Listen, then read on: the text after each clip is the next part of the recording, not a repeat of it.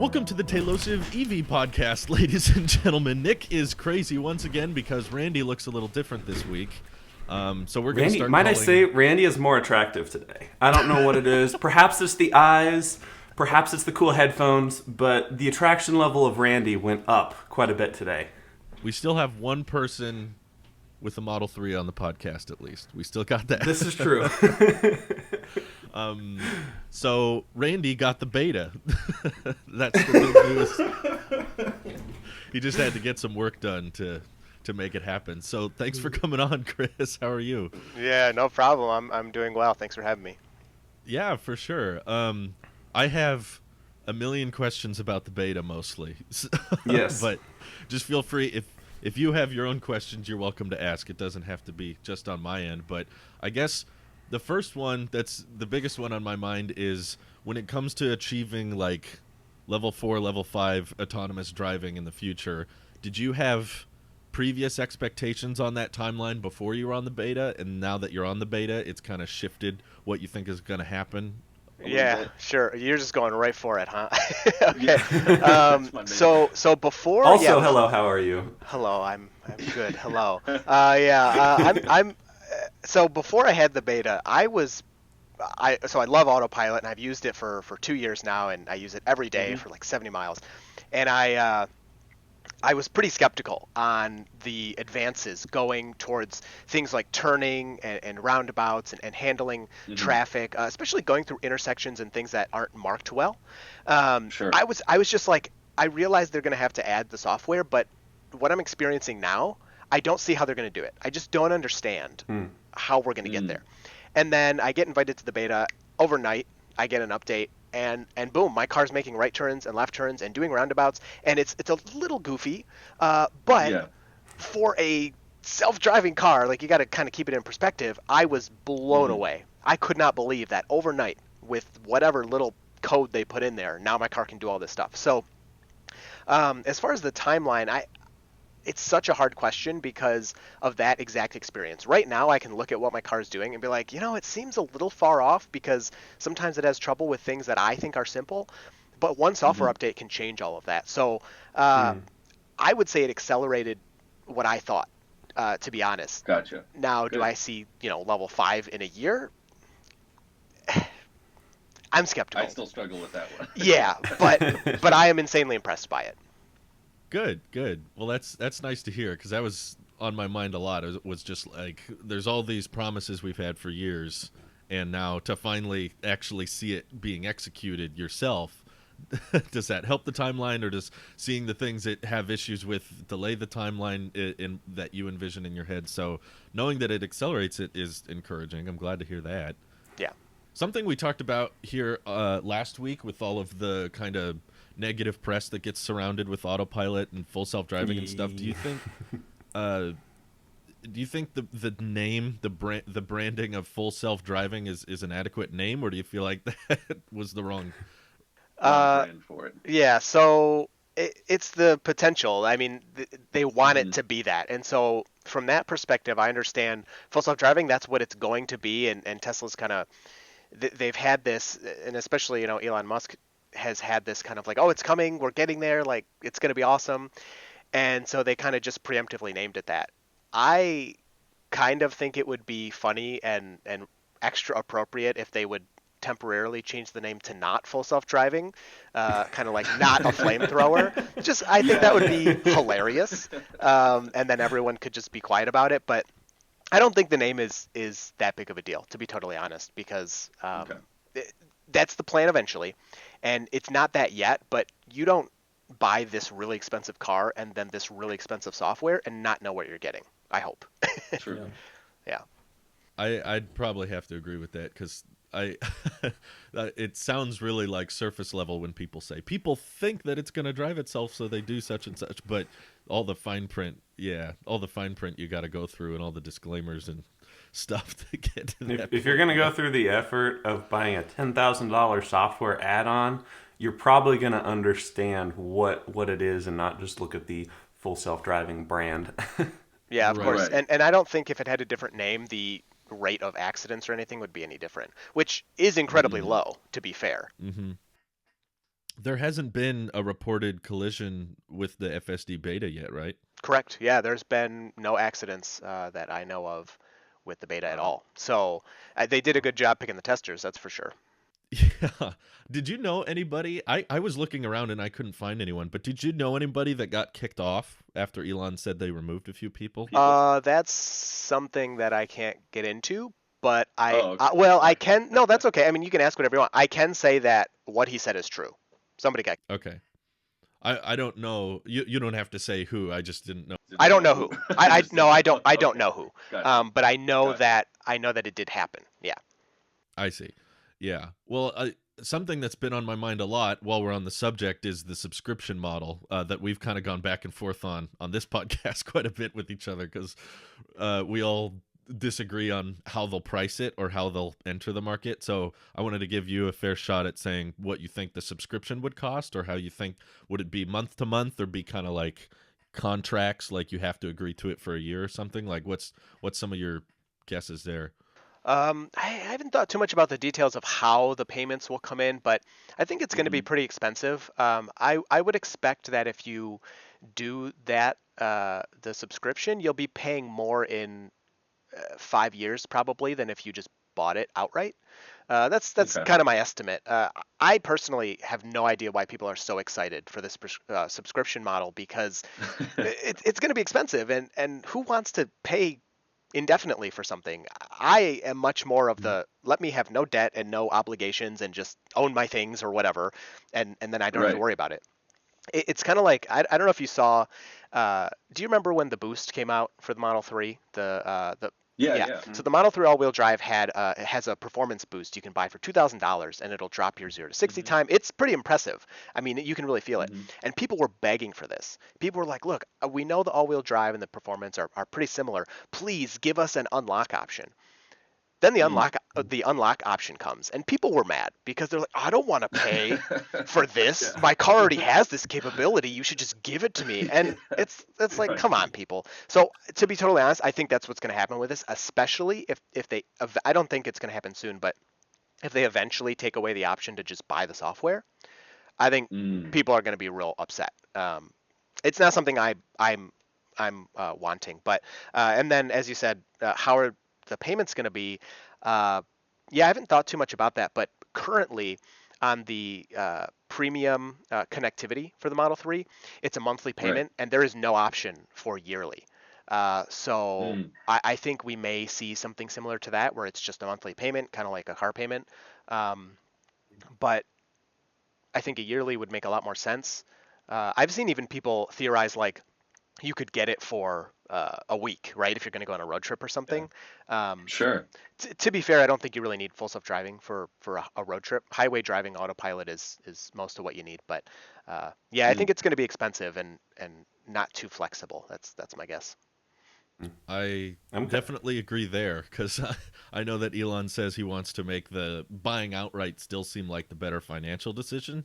So that's why I always get confused when people say it'll be, $50 a month or $80 a month. I'm like, then buying it outright would completely be unnecessary because no one would own the car really that long. But the way you said it would be month to month is what I can see why people are more interested in it, because if they could pick and choose which months they get to utilize it, if they know that there are certain months of the year they're going to utilize it a lot more often than other months of the year, they would rather just pay the $300 a month for 3 months out of the year instead of dropping 10K or whatever it's going to be next, 12, 15K. If they know they can get in briefly for cheaper. In fact, what I think they could eventually do is make it such a seamless interaction that it's just like an extra step above autopilot. You can just turn it on and then you start getting charged by the mile Yeah. uh, when you're in the car, and it's kind of like supercharging. Like the longer you're on, the cost goes up a little bit. I feel like that's probably where it's headed because it would be such a seamless, like you turn it on, you don't even think about it, and that's probably how Tesla would want to charge people through that. But I could see You that got it for outright. yeah, for sure, and I could see that for level 5. But I think a lot of times people are kind of missing when you're using. So again, for autopilot, like if you get on the highway and all Hmm. you have is autopilot, you're getting like the good experience. Yes, you have to change lanes Mm. by yourself, but especially on a road trip, like you're not doing that often, and like who's gonna pay hundreds of dollars a month for that? I hope not many people.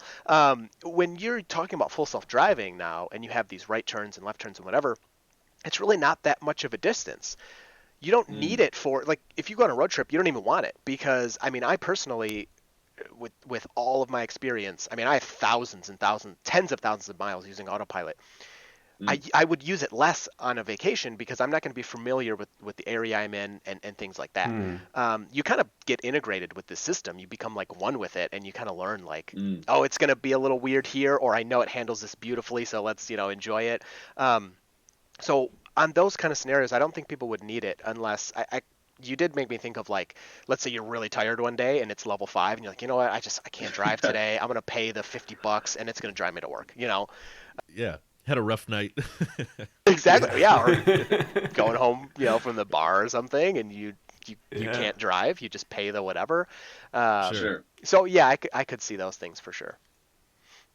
That was you mentioned it working differently in different scenarios. That was something I wanted to ask as a behind the scenes metric. Like, do you notice the beta doing a lot better or worse when you're not recording, and then when you start recording it behaves totally different? No, I think if you watch the videos, you have a very good idea. I show everything. I mean, I really, and that's, I mean, I've been making the autopilot videos for years, like well before.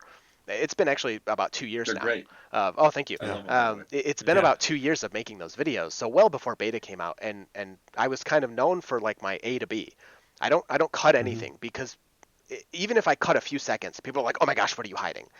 And I mean, they get really upset about it, and I'm trying to make the videos compact and information dense, because I mean, Right. I love YouTube, I love using it, and I know that I don't have time to sit there and watch 30-minute videos all the time. So Sure. I'm like, how can I get all the information in without people thinking I'm hiding something? And so I kept the A to B and just speed up the boring parts. So then you see everything. So yeah, if you're watching my beta videos, you have a very good sense. I will say it's not the same as being in the car at all. Okay. And I see. we had so I'm also the president of the Tesla Owners Club of Michigan, and we had a meetup last month. And so as part of that, I took people for rides in the beta because people want to test it out, and I'm like, of course I want to share it as much as I can. And people loved it. They were way more impressed than they thought they'd be, especially with some of the left turns. I mean, it did really well. I did find a spot where it messed up too, so people could see that. But the biggest message back I got, besides being insanely impressed, was this is not the same as seeing a video. It's a totally different experience being in the car. So you do see how it performs, but it's not the same feeling. Gotcha. Interesting. Now you're getting me psyched to experience it someday. Yeah. Now I'm getting hyped. If you can, I mean, you're in California, right? Like, you could Yeah. probably find somebody who might give you a ride. I hope so. It's cool. Yeah, it's very cool. That sounds awesome. And you you reserved a refresh Model X, right? Yes, I did. Ooh.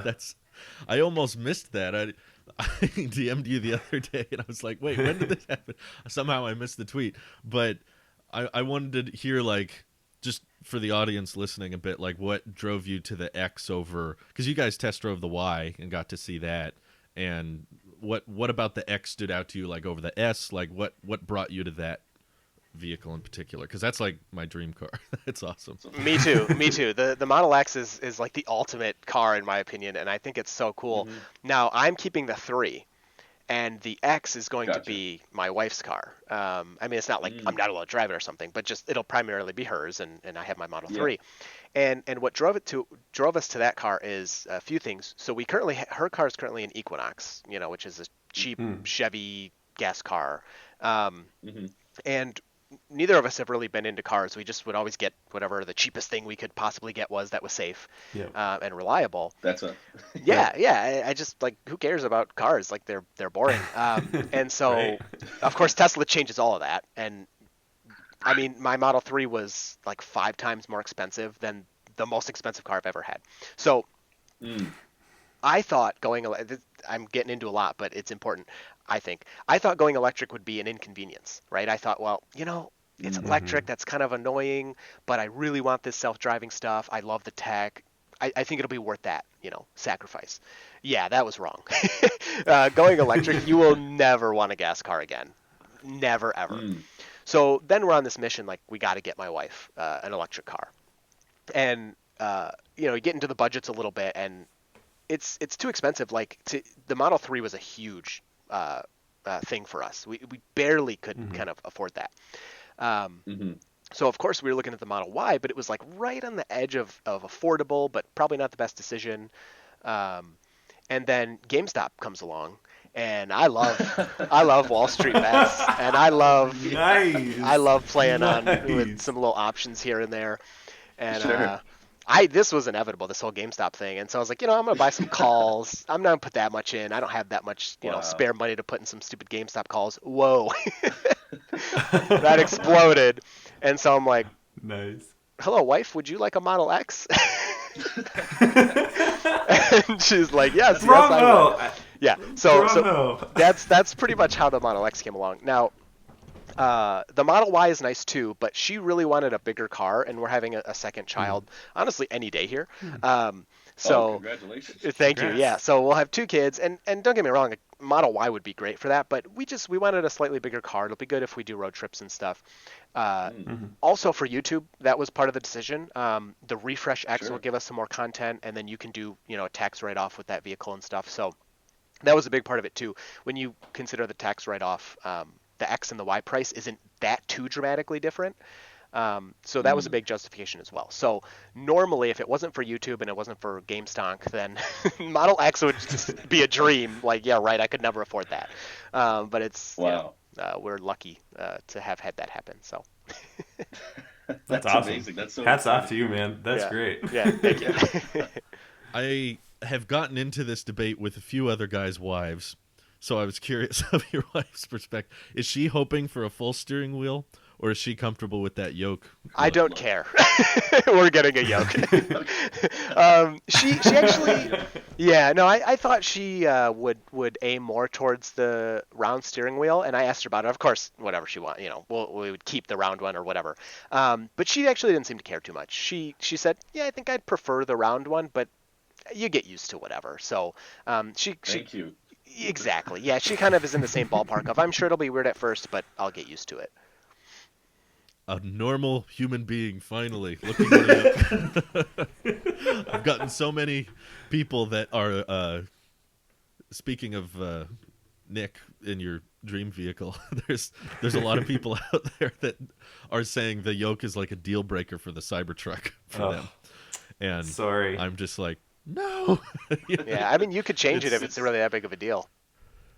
I hope so. I've seen a few people change their Model 3 steering wheel. I don't think you have.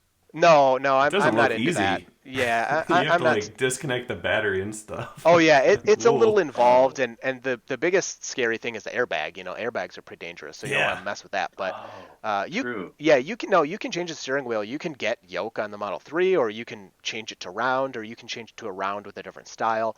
For a $50,000 or $70,000 car, don't let that be the deal breaker. you can know. pay someone to change it. You know what I mean? If you really want. That's true. Hopefully they make that simple. It's like a couple screws and call it a day. Gears. iFixit will have a Are- toolkit out before we know it. I hope so. iFixit will have a teardown. Yeah. Does she have much of an opinion on the lack of gear stocks, or is that not really? No, she's all about it. I mean, she loves the Model X as well. When I had my Model 3 upgraded to the full self-driving computer, I got a Model X overnight as my loaner. And so we got to take that out and drive it, and she loved it. And that Model X was a piece of junk, to be totally honest. It was 2016, and they almost didn't let me take it because they were like, this thing needs a lot of Really? work. Yeah, they were like, this thing needs a lot of work. It's pretty janky. And I was like, dude, it's a Model X. I don't care. And so the thing was creaking, and I mean, it was safe, but like the windows wouldn't roll down, and all this weird stuff. Despite all that, we both were like, this thing is amazing. We didn't care about any of that. So now she's whatever. She's all into it. She's like, let's try it out. She's excited for YouTube. She's excited just to have that vehicle because like, Sure. we wouldn't. I mean, we're so incredibly lucky to even be considering it, right? And we both kind of keep that in mind. Now, none of those little things are going to be, complaints at all. Thank God for GameStop. That's what I'm imagining now. Well, okay, and to add to that story a little bit, here's why we went with the X, because GameStop had already done its huge peak and fell all the way back down. Well, it started to explode again. And so I said on Twitter, why did I say this? I don't know. But I said, if GameStop hits 100 tomorrow or whatever it was, I'll get a Model S refresh. I'll order it. And I was going to trade my Model 3 for that because that'd be sweet. And it hit way past 100, and I, sold some stuff and was like, all right, I'm locked in. Well, then I tell my wife, I'm like, yeah, I kind of made this thing on Twitter. Kind of got to go through with that tweet. It's kind of like a contract. And she looks at me, she goes, but what about my Model X? And she was totally kidding because, again, before this event, there's no way we could have afforded that. And I was like, you know what? Let me do some math and see if, and so then I tweeted, I was like, yeah, I'm not doing the refresh Model S, but, and it made more sense. But we'll get the cooler one. Right, exactly. Yeah, we'll get the better one. And her Equinox is a lease, and it's up at the end of this year. Gotcha. So we needed something. And so, yeah, it's going to be that. Would you be comfortable if they updated your Model 3 for you to not need to use the gear stock anymore? Like it just uses the cameras? For sure. I hope they do that. Yeah. And I actually tweeted Elon about that. He doesn't really respond to me or interact with me at all, unfortunately. But he has once, didn't he? He did once about Starlink. About Starlink, he did respond one time, and he's liked a couple of my tweets. But it's not like I'm like Tesla owners Silicon Valley. He's like having conversations with some of these. It's not like that. Oh, sure. But I tweeted him. Yes, think positively. It may happen. But I think maybe he's seen some of my. I shouldn't get into it. Things that I disagree with him on. So he probably is. Anyway. I said to him, I was like, can we just get the software update? Because it's software, obviously. Like, it has the same... Yeah. We don't know for sure. We assume it has all the same hardware, autopilot-wise, right? They could have changed something. Mm-hmm. We don't know for sure. Mm-hmm. That's true. So I would expect they will have this as optional in the software. Maybe not. But I would hope so, yeah.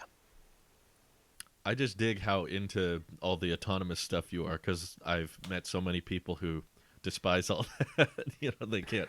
No, I need a handle. I need a switch. I need a shifter. Yeah. And you're just like, give it to me now. Yeah, you also need a rotary phone, I'm sure. Like, get over it, dude. Yeah. It's just things change, and sometimes they're not better, but usually they are. And no matter, even if it's slightly worse, you get used to it. You know what I mean? True. People adapt. We're so good at adapting to everything. It's actually annoying for the beta because I adapt to the beta. And so it's not, I can consciously say it's magical, but it's not as magical as it was on day one. And I want to beat myself up over it because it is magical still, That is amazing. Yeah. I'm curious. So on top of that, this is why I was excited to talk to you, is because you basically have coming up in your pipeline like my dream garage of Teslas, because you have Model X in the pipeline and also Cybertruck, and that's replacing your 3. Yeah, Cybertruck. Yeah, 3 is going to get traded for the Cybertruck, and that's still definitely happening. So I live, for people who don't know, I live on dirt roads, and my car gets pretty beat up. And like, you don't need a truck if you live on dirt roads. Like, people, come on, you can have a Ford Focus, like that's what I used to have. You can have a little Honda or something. You don't need a truck. I have gotten the comments though, why are you driving that car on dirt roads? You need a Chevy pickup. And I'm like, what are you talking about? But so I am so excited. Chevy pickups drive themselves? Yeah, exactly. Yeah. No, they don't. Actually, that was my consideration before I got the 3. I was either going to get a Silverado or the Model 3. Those were the two. Thank God I went with the Model 3. Wonder how many people are comparing those two when they're thinking about their next vehicle. Probably not very many. And so I'm excited for the Cybertruck for one of the biggest things is no paint. Seriously, like, paint is such a pain, and it's so annoying, and I don't care what it looks like. So many people are like, oh, this truck is ugly or whatever, and I'm like, oh, I didn't realize you had your truck for like a fashion competition. That's so funny to me. Right. It's going to be like one of the most capable vehicles on the earth. that's all that matters. We've obviously gotten really excited about it. One of the things that has inspired basically this whole podcast and my channel just came from all the Cybertruck hype. That's what stemmed most of it. But someone was saying me and you should collab because we posted videos pretty close together about Oh, yes. when the Cybertruck was going to get delivered. That was funny. So it wasn't intended to be a direct response video. I was just working on it at the time. Of course. Oh, yeah, it was within like a day or something, of course, yeah. They were pretty close, but I'm still convinced that Giga Texas is going to prioritize Model Y, and first Cybertruck deliveries won't be until next year, but I'd love to be wrong on that one. I really hope I'm wrong. Well, yeah, that was, my video was it's coming early. And then Yeah. I think within like 12 hours or something, yours was it's going to be late. Yeah, right, something like that. People were mad, though, that I said that. There was a lot of... Yeah, well, Frustration. since you said that now, it's all your fault. Yeah. You are It's your fault. influencing It's late. the construction of the factory. Elon's Wait, now that YouTube. they brought the Cybertruck down to Austin, I'm sure that's gonna just make everything go faster. They're gonna have an extra pickup truck to move dirt and supplies and steel and accelerates people. It's just gonna accelerate it even more. Yeah. Yeah. 0 Did to you see those 60. pictures, Chris? Yes, those pictures were beautiful. Oh, it looks even better in the dirt, in my ever so humble opinion. Yep. That was Oh.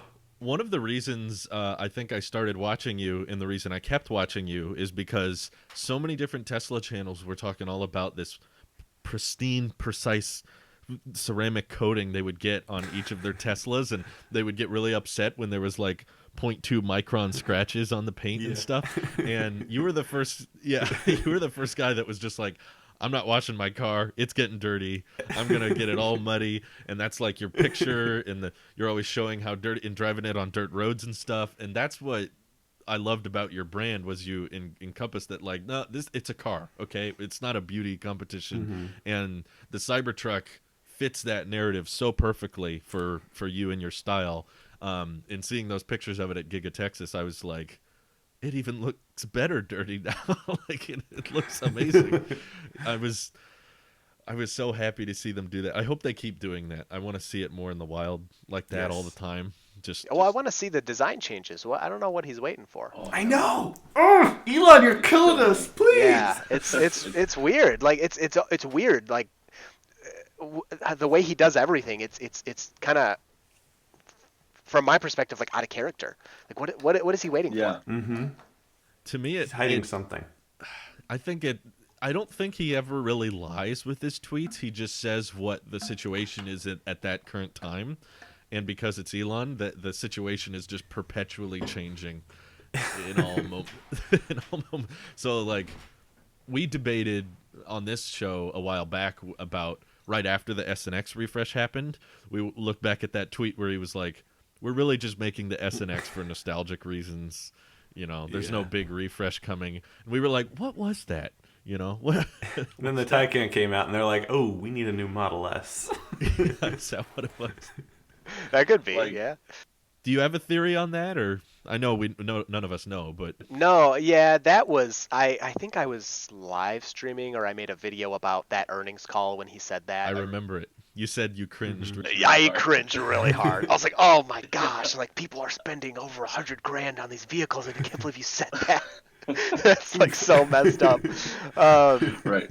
But I have no idea why he would say that. Yeah, that was weird. But I think part of it is those two vehicles at this point in time are no longer important for the mission. And True. and he is all about, I mean, he's focused on that mission. He wants people to be happy and safe, but he wants to transition to sustainable transport and sustainable energy. Mhm. And yeah, S and X make the company a lot of money, like, per unit, but Sure. they're not getting those vehicles into the hands of people. If they never made the 3 and Y, I never would have probably bought a Tesla. Maybe in like 20 years, if I was saving Sure, that whole sure. time. So I think that was probably a big part of it. I'm still speculating on whether or not that was an outright lie, or if it was just the status of the company at the time. I don't think so. So I get this a lot at work. So I'm a biologist and I work with sciencey people, a lot of PhD people, and this same thing Sciencey. happens. Yeah, this same thing happens with them constantly, where you talk to them and you have a conversation and you're like, all right, we're gonna do A, B, C, and D. We're gonna get all this done. You're like, that's a great plan. Let's do it. Then you go your separate ways. Their brain never stops all that talking and planning and calculating. And so then you'll see them a day later or a week later or whatever, and they're like, oh, how's it going? Blah, blah, blah. And you're like, oh, I've done these things. And they're like, what? No, we need to do all these things. And you're like, what is happening? So I think what's happening with him is his brain's just never stopping, and these tweets are just little snippets of what's going on at that time. And it's definitely not intentional, for sure. And I for sure wouldn't call them lies either. The only thing is the timelines are, stop it. Like, just stop telling us dates and things. Just say it's coming and give no specifics, and everybody would be happier. But no, it's definitely not. I think he's just, man, I can't believe the guy sleeps, man. It must be so hard for him to turn his brain off. But I think that's a lot of what it is just constant calculations and deviations. The amount of time between the S and X refresh and when that tweet was made, I could totally see plans, like you said, changing, going back on a bunch of things. The reason I think they did it was likely because they knew they had these big battery suppliers producing the 18650 cells, and they were like, if we start announcing 4680s and things like the Plaid Plus or whatever, no one's going to want the entry level S's and X's as much, so we need to come up with a reason for people to opt for those instead, because like a lot of people prefer the landscape display, and a lot of people prefer a lot of the tech that was in the 3 and Y, and a lot of the things that was preventing people from getting the S and X was just, well, it's nice and the range is good, but the interior is pretty dated, and that was kind of steering demand away from it. So if they refresh it, it allows them to keep using those same battery suppliers, and they can keep them going because, like Tesla said, they're not closing any contracts with current battery manufacturers. They're increasing all those contracts. So make a bit more fancier S and X, update the interior, jack the price up a bit, and then accept that healthy profit. I thought that was a genius move. Makes sense. Yeah, they should do that. And I mean, they always talk about being battery constrained, so you don't want to have everything switched to this new battery that's barely being made yet. That would not be good. For sure. And that is one of the holdbacks for getting the Refresh X is I kind of hate that it has the old batteries, but at the same time I realize like they're well known. Like we know they last a long time. So there's nothing wrong with it. And that's a big thing I think with a lot of techie people is we always want the latest and greatest, and you can kind of get frozen in this like wait for the next one and wait for the next one and wait for the next one. Yeah. So I'm definitely not going to do that. We're going for it. But that was my biggest thought, was especially when I saw the Refresh S, not the X as much, but it's like, who is going to get the Plaid? If you have what's the Plaid, 130,000, and the Plaid Plus is 120. 120. The Plaid Plus is what, 150, I think. Yeah, 30K between the two. In my opinion, not everybody, but most people, if you have 120,000 to spend on a car, you probably have 150,000 to spend on a car. I'm an example of someone who's not like that. I can get the X, but I can't get the next X up. But anyway, most people getting a Plaid could probably afford the Plaid Plus. Who's going to want to get the Plaid with the old batteries when they could just wait a few months and especially now it's been so delayed, just wait a few months and get the Plaid Plus with the new batteries, and it's faster and better. So that was kind of a strange one to me, but I guess I think you're probably right. They just want to get those batteries out. Yeah, and with the batteries, they're operating at such scale. They are selling hundreds of thousands of cars. They have to have some kind of dissimilar redundancy built into their battery technology, because the battery technology is kind of what makes a Tesla a Tesla. People say autopilot, full self-driving. Those are all parts of a Tesla, Yokes, but it's all the battery. And if they start selling a car that maybe one of the types of batteries starts having a problem out of one of these plants, that's why they need to have all these different suppliers providing different kinds of battery cells that are different chemistries and different mixtures that allow dissimilar redundancy.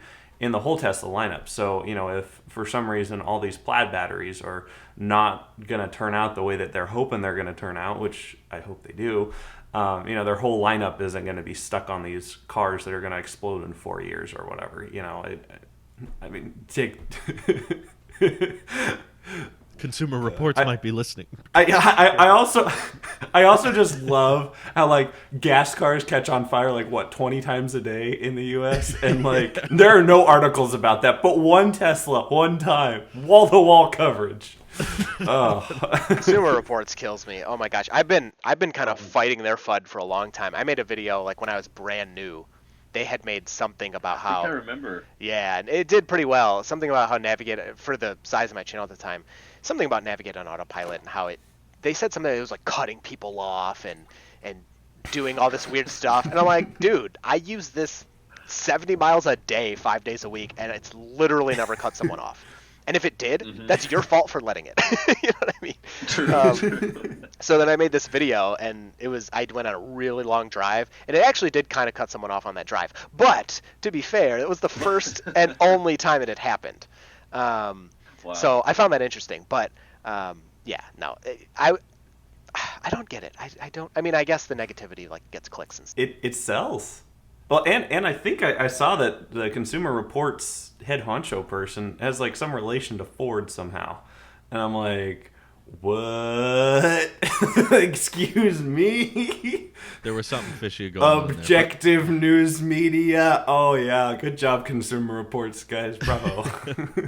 I can't remember if it was Consumer Reports, but I remember a video where they were complaining about autopilot, and in the video they posted that you could tell they weren't on it during certain parts of the drive. The blue icon wasn't. Yeah, that wasn't Consumer Reports. That was this older guy. I can't remember his name, but yeah, I saw that too. Yeah, he got some coverage too. Yeah, I remember that. And I thought that was hilarious because out of all software and user interfaces on most vehicles, I always thought that Tesla's was the most simple and easy to understand when you're on autopilot. When you're off autopilot, it's very easy with a Tesla compared to Super Cruise or Blue Cruise or whatever the other ones are. I feel like I don't know how to check. There's some little indicator beneath the steering wheel. But with Tesla, you got that big blue recognizable logo, and someone was still like, what's it doing? I can't tell. It's just rolling away. Well, and it's really loud when you turn it on or it turns off. You get you get the chime. Yeah. Yeah. But I've experienced. I let anyone who wants to try my car, I let them try it because I know how I was there before I had it, and I always wanted to try them. Yeah.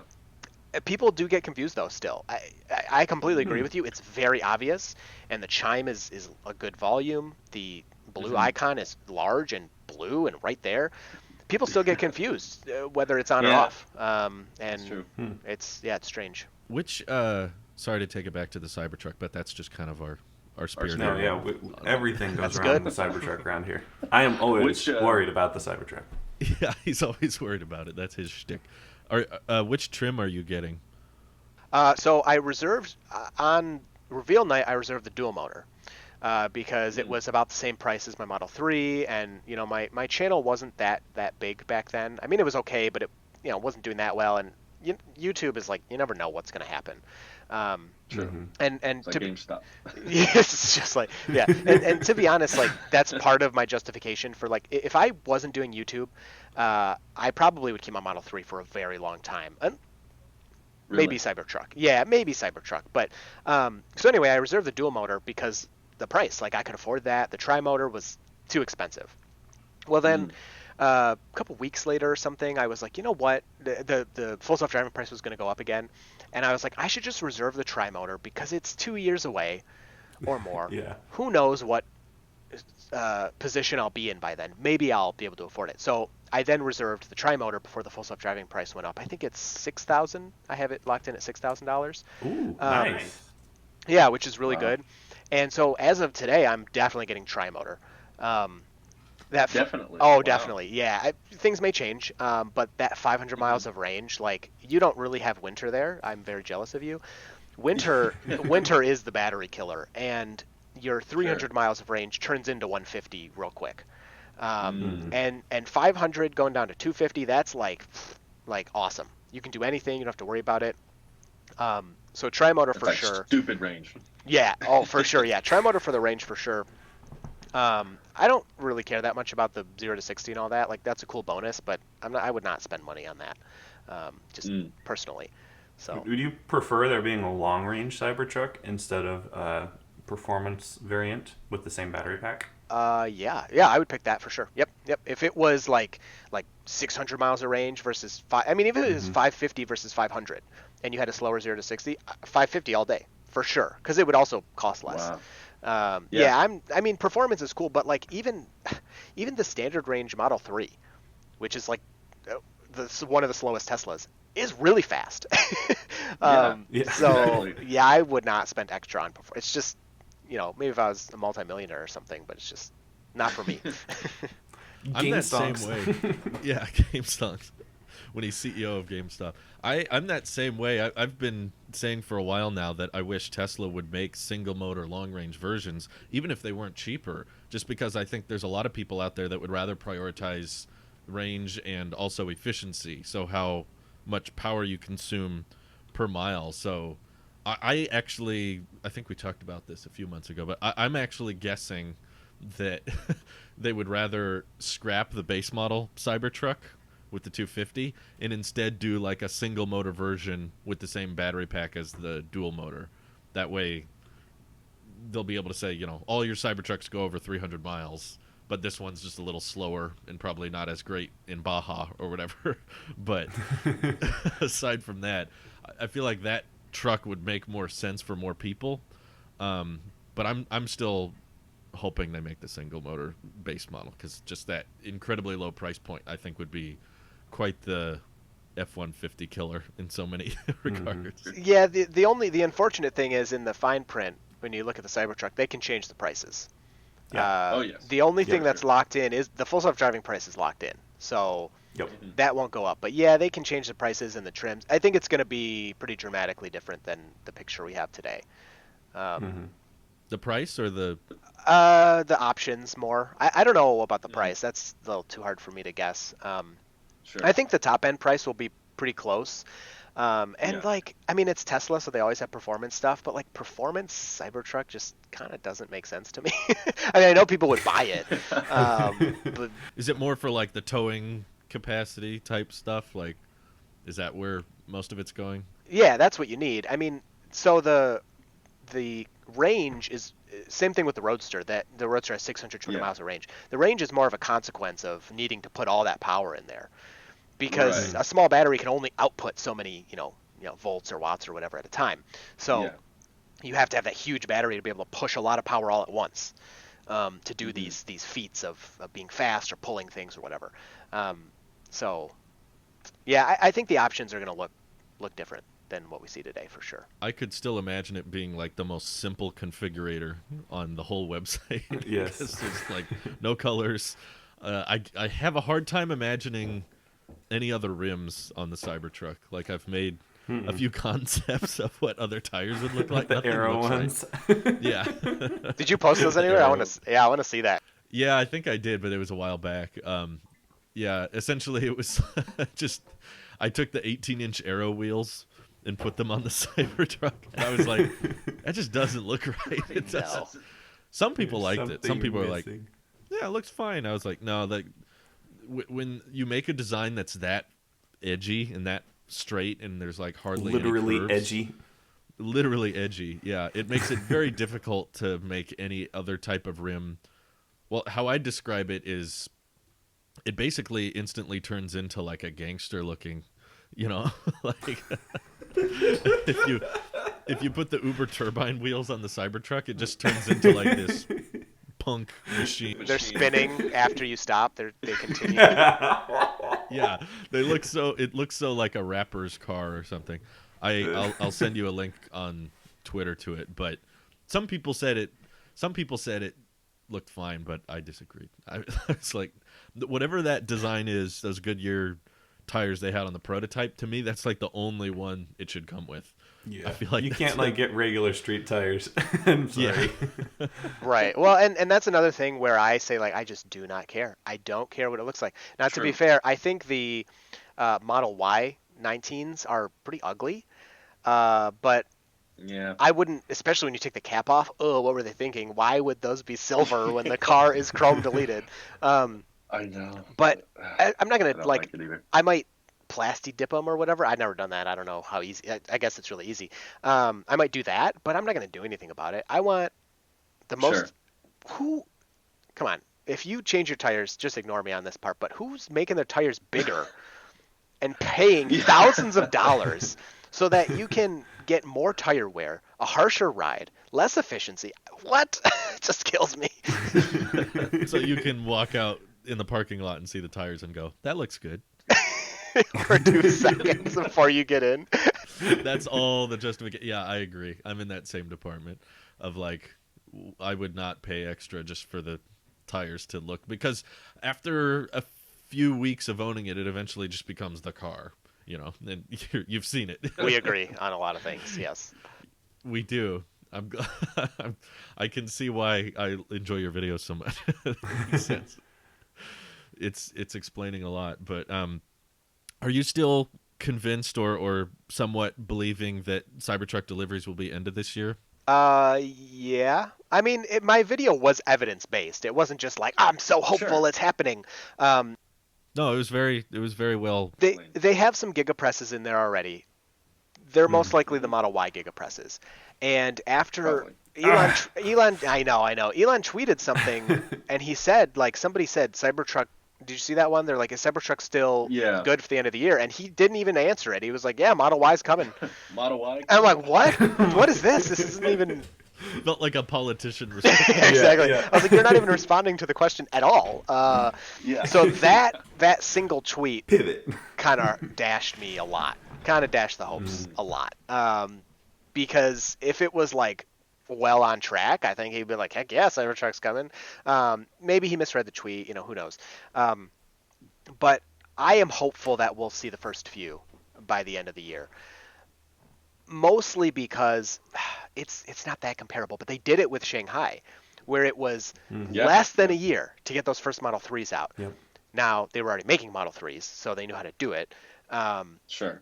But a year is what, July? I think July is, they started July of 2020 building this factory. So that's when you got a year and a half before the end of this year where you could see the first few Cybertrucks. So I'm hopeful that we'll see some before the end of the year. One of them, I hope. I really hope so too. Yeah. All right. Would you do I know he talked about it at one point. Would you do the in factory pickup, like go to the? I would love to do that, but just like, you know, having babies would. I have to convince my wife of like, I'm going to be gone for a week or something. Or I mean. Maybe priorities there, yeah, man. Come on, yeah, the exactly, Cybertruck kid. You're gonna have more kids, but you're only gonna have one. Yeah, exactly. I'm kidding. No, I would love to do that, but I'd have to drive my car down there for the trade-in. I don't know. We'll see. We'll have to see. I know a lot of people that would for sure. They're like, that'll be my first drive. Yeah, when I picked up my Model 3, it was out of state because, you know, whatever, because of Michigan. And I was glad that the pickup location was, you know, half a day's drive away. I was so happy to drive it home. It was the coolest experience. And, you know, I had to stop at a couple Superchargers, and I wanted to do all of that, and it was great. So I would enjoy that. I loved that video you did. I watched it several times of the pickup experience. I was just like living vicariously. I was like, he looks so happy right now. Oh yeah, I couldn't believe it. And even like off camera, me and my buddy, he kept hitting me. He's like, dude, you own a Tesla? Can you believe this? I'm like, I can't believe it. Like, there's this T in front of my face right now. That looks so fun, man. Are you into Cybertruck not having door handles, or was that kind of a red flag?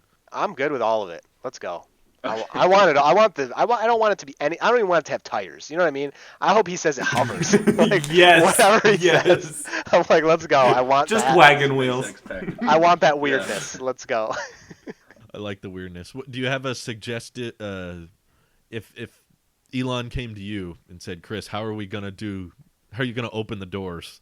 What would be your design? Would it be like Model X style? Like it looks like a door handle, but you push in, or? I want Fonzie. You got to lean against it. You got to punch it. Well, if it, Franz, not Franz. Franz has a steel ball. yeah, if it doesn't have door handles, I assume it's going to be something like the Model X. Maybe not as prominent of a button, but some kind of touch-sensitive area. I mean, did you see the Roadster? It's like a little touch strip. Yeah, so I would think it's probably something like that. That's my guess, along with auto presenting. So have you checked out a Model X? Have you been in one? Oh yeah, I love the auto presenting. Yeah. So, and that works very well. I was surprised. Like if you come from the front, it won't do it. If you come from kind of the side, it'll open just a little bit. All these different things. So I think it would. I didn't know it did that. That's cool. I didn't realize that. I mean, maybe it's just because that X I got was real janky, but it's because I was playing with a lot. I would you have to walk kind of far away. I was walking like across the parking lot and coming back. It seemed the approach angle would change how much the door would open. So because if you're kind of scooting by it, it doesn't want to open too much because you got to get around. Sure. So I think it'd be some kind of combination of that. Yeah, I'd be good with that. Yeah, the little swipe was fine. A little kind of like capacitive area I think would be cool. Mach-E. Yeah. You saw the Mach-E, right? You got to check it out. Yeah, I did a drive of that. I liked that door. Did you like those? I liked it. Yeah, Me too. it was cool. You touched a little. It was very intuitive. That's probably a good question to kind of wrap up on. Was if I got one for you too. After. Oh, perfect. You can ask as many as you want. We got time.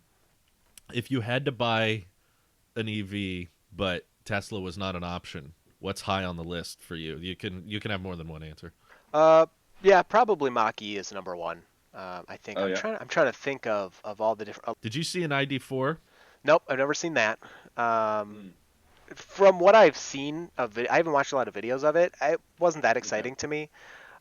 Mach-E is up there. I actually really like the Bolt. The Bolt was also a consideration before I got my Model 3, because being in Michigan, everybody gets pretty good prices on the big 3 cars. But even like going to a dealer, you get this kind of like, if you talk to them about it, you get this kind of like, ugh, why are you asking about that? And maybe it's a little different. We can't sell you a maintenance package? What do you mean? Yeah, exactly. Oh, they hate it. Yeah. My mom actually works at a dealership. It's a dealership pretty much. They rag on the electric cars. They hate them. Really? They hate them. And she told me, she's like, what's going on with these guys? Like, why are they? And I'm like, it's because they can't do service on them. And that's where they make all their money. And she's like, oh, she's like, I get it, makes sense. So she likes to talk about my car all the time and annoy him.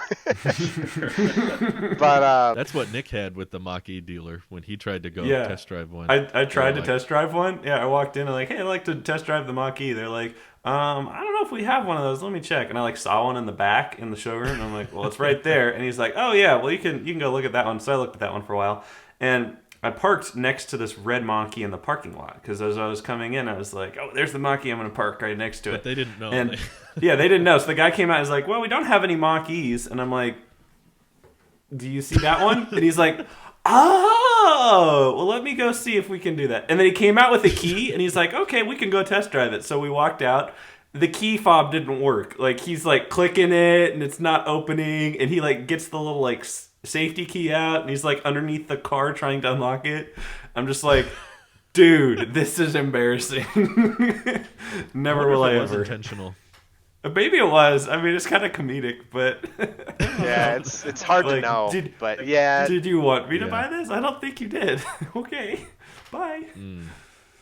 Yeah, that's gonna be the traditional auto's biggest problem is the dealer model. It's gonna really mess with them. I think so. Would you be interested at all in a Rivian for pickup? Oh yeah. Rivian looks great. I hate those headlights. What? Ugh, those are so ugly to me. Again, I don't care. That's not gonna make me stop from buying a cool car. But geez, are they weird? What are they thinking?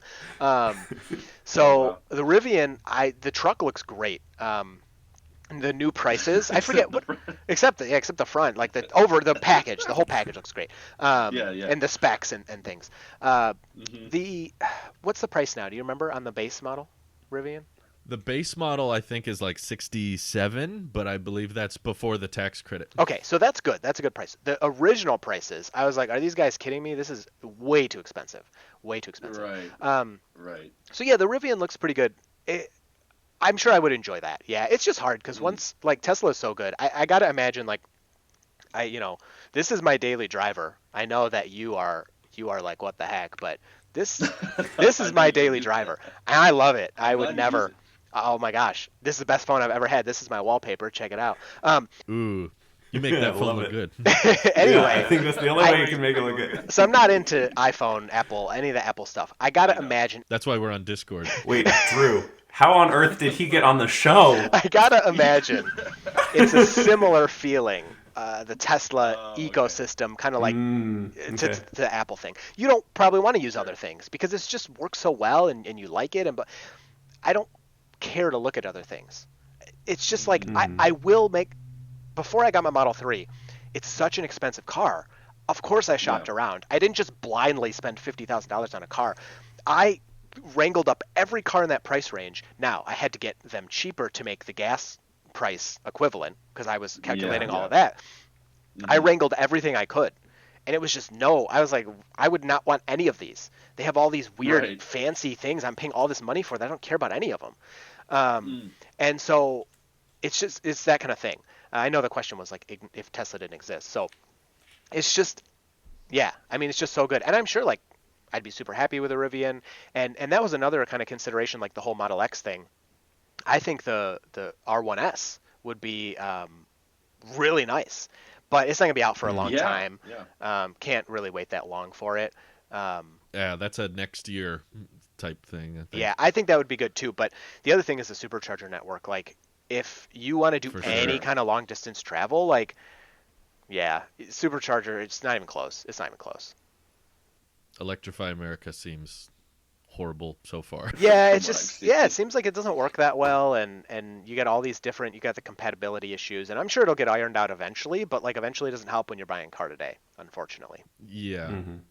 For sure. Well, I'm glad. Yeah, I personally think Model X is a better vehicle, but once R1S is out, I could see a lot of people opting for that if they're not too concerned about the Supercharger network. But that's the thing, though. That's really like a big strong argument. You can't really go up against that. Autopilot, supercharging, biggest Tesla. Exactly, right and we have family in Florida, and so like it's at the point like road tripping with a Tesla is so nice. I do not want to fly. I would much rather drive to Florida from Michigan than take a plane because I have my own car. Supercharging is so fast. I get free supercharging because of referrals. So that's a perk, but it's cheaper than taking a plane anyway. Autopilot makes it so easy. It's just like it's so comfortable. Like even just the Model 3, which is not nearly as luxurious as like a Model X. We went from Michigan to North Carolina. Oh my gosh, dude. No, I would never want to fly again. Like I just unless time is. You have to factor that into the potential savings. Like you do. There you go. Yeah. You do. You will not want to fly. You'll want to drive your Tesla. Supercharging is so fast. Like it's almost too fast, to be totally honest. Like I'm like, dude, I'm not ready. I'm not ready to go. And now, you're 5 minutes past what I needed. So yeah. Wow. It's just very good. Drew, I know you didn't ask me, but I'm going to answer it anyway. If Tesla didn't exist, I wouldn't want to exist. So that's the answer. That's the right answer. I failed the test. If Tesla doesn't exist, I guess I'll walk. I guess I'll walk. Mine would be Aptera. I don't know if you've heard much about them, but I like that Pretty idea cool. just because. Well, for me, we don't drive very much. Me and my wife both work from home, and we sometimes go like over a week without leaving the house or going anywhere. And we have a sunny area, and it's just the two of us. We don't have kids, so that a vehicle like that would be perfect. I understand someone in your situation probably wouldn't make much sense to have a car you can't take the kids in, so I understand that, but that's my choice. You said you had a question? No, well, the Aptera for you makes a lot of sense because, I mean, exactly what you're saying. You don't need all that much range. You don't really need that much charging, to be totally honest. Like, you can just do it from home. For us, the sun. we drive way too much. I mean, I drive. My car is 2 years old, and it's about to hit 50,000 miles. It's like a few miles off. Wow. So I drive a lot. And Aptera is pretty cool if you're in the right situation. I'm just imagining Dirty Lucid now. Driving around the Dream Edition on the dirt road. Doesn't fit. That sounds terrible. Dirty Lucid Dream. That's wrong. Peter just shaking his head. Yeah. So my question for you to wrap up, because Sure. after this one I got to go. Yeah. You kind of answered it. Where's your Tesla? Are you getting one? What's your plan? And you can both answer this. What's your plan? Are you going to get one? What's up? We've gone around the subject so many times internally on whether or not which one we want to get or how long we want to wait. Or Now I can respond to you though and fight you. So yeah, now you can. The main reason we haven't is mainly because we were closer pre-pandemic, I would say, is when we were thinking about it. Yeah. There's nothing really wrong with our current car other than it's not a Tesla. That's its biggest flaw. But other than that, it works fine. But yeah, I've been in them. I have several friends with them, and to the point now where I'm riding around in a Model Y typically once a month or so. It's becoming a very regular thing. So it's not that I don't have access to them. If I want to cover the FSD Beta button, it's not far away. It's not like I have to buy one to review. But since the pandemic, we really have we calculated our average, and it was about like 5 miles a day worth of driving. It's insanely low, and obviously the cost. We're in a very similar situation that you described. Is like we buy the cheapest possible vehicle. We don't buy fancy vehicles or high performance. Like my computer I'm using right now costs more than the car we drive currently. It's well, that's Apple tax plus used. as long as you acknowledge it's real, Yes, there's definitely a premium I'm willing to pay for something I use a lot, and I use that like every day. Whereas a car, it would be really fun. Don't get me wrong; it's my dream car and it's my dream vehicle. But it would be really a shame because I would probably spend 40 or 50 grand on one, and it would sit in the garage most of the week and not do anything. Makes total sense. From what I've been seeing the past few years, I've been following Tesla. Like the ranges are only getting better. The battery chemistry feels like it could potentially be taking a big leap next year with the 4680s. Hopefully that comes with some affordability benefits, and also I'm very, very curious in this 25K model they keep talking about. Yeah. I don't think it'll be ready in 3 years, but basically I am looking at it as what's the rush? Like if Teslas are only going to get better and the range is going to improve and they're going to get cheaper, you just got to wait a little bit longer, and I'm not driving. Like what's the big incentive to buy one now, other than I guess I could make some videos, and I could do the coverage, but I feel like what I would have to say about the vehicles is not that exclusive to what others on YouTube have already said. There's like plenty of channels that have dove into all that regardless. So if I got one, I would just be like, they're all right. Yeah. I agree. It's very good. And it's kind of a my cousin is very close to getting a Model Y, and he doesn't even live very far away from me, but the word he used to describe it was covet. Yeah. Yeah, I actually had that same conversation with a friend before I got mine. Oh, you did? Yeah. Yeah. It's like, is this a need? Not really. I mean, if I was commuting as much as you are, if I was driving to work that much every day, it would be a completely different. Oh, that was a big part of the justification, for sure. Yeah. So that's my biggest one. If you had to ask me which Tesla I would want to get of the ones that have been announced, I'm all about that like cheapest possible Cybertruck, because I hate paint and I don't need a lot of range. And I honestly don't even need that bigger vehicle, so I'd be immensely interested in a smaller Wolverine style like Elon has talked about. But simultaneously, my wife completely hates the Cybertruck. She can't get over that look. Every time we look at it or it shows up in a video, she's like, "You want to drive that?" she doesn't like it, but I'm convinced, like, if it comes out and I have multiple friends with reservations, so I'm going to just piggyback as long as I can with those. Like, I think Model Y Mike is agreed that on delivery day I get to come with them.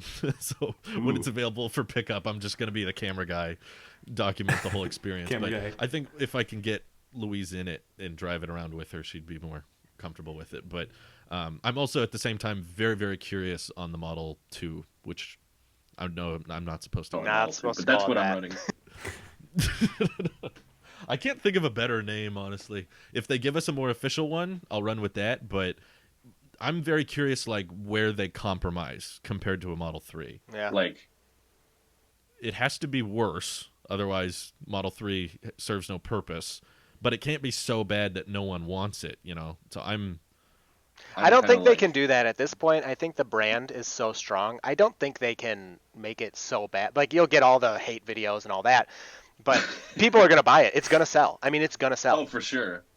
I just wonder, like, we go all around in the Discord about it all the time. Like, would they make it a 2-door to just make it that much less functional than a 3? But that's how you justify the cost being so much lower. And other people are saying, like, 2-doors sell statistically really, really bad. So there's no way Tesla would make a 2-door because, other than a Roadster, that's different. But, you know, a 2-door sedan, because no one would want it. Then you destroy the practicality, and they said it would be good for robo-taxis. And so people go back and forth on it. But if it was essentially like Model 3 practicality, just with, you know, no frunk and maybe a lot less trunk space, I would be extremely tempted by that just for the affordability of it. But we don't know yet. They haven't. I hope they unveil it this year. That would be ideal. Typically, it's like a 2-year gap between deliveries and unveiling, so I hope we see it soon. Yeah. That would change things for me. But hope that answers your question. No, that's Now good. you know. Yeah, that's good. But It makes sense. I'm holding out. I have a semi Wow. smaller than most other. Yeah, that's nice. I don't have that. and a Model S. Yeah, this one's on the Drew. Why do you FSD even need a Beta. car at this point? You have both a semi and a Model S. Wow. What's funny is how much Tesla stuff I have, despite never getting any of it myself. People just always give them to me for birthday and Christmas gifts. I have a flag. Nick got me a battery pack one year from Tesla, little mobile battery thing. This was this year, and then the Model S was previous year. People probably think I spend all this money on Tesla merch. I've not bought a single thing from Tesla in all these years. So that's it's a weird situation to be in, but someday we'll get there. I think my first Tesla will have 4680s. That's my guess. That's good. hopefully That's a good goal. fast charges. Yeah, doesn't explode, as Nick said. I don't think so. I hope not. But anyways, you have any closing thoughts, Nick or Chris, either of you? No, I don't think so. It's been a great episode. A little dirtier than normal, but you know, the Randy attractiveness is above the base threshold, so I think we're good. He's complimenting in that regard. Well, I'm glad we could make this work. Thanks for making the time. Really appreciate it. Yeah, of course, And, it was a lot of fun. I'll see you in your videos. All right, yeah. Take care. I See you will guys. see you as well. All right, see you later.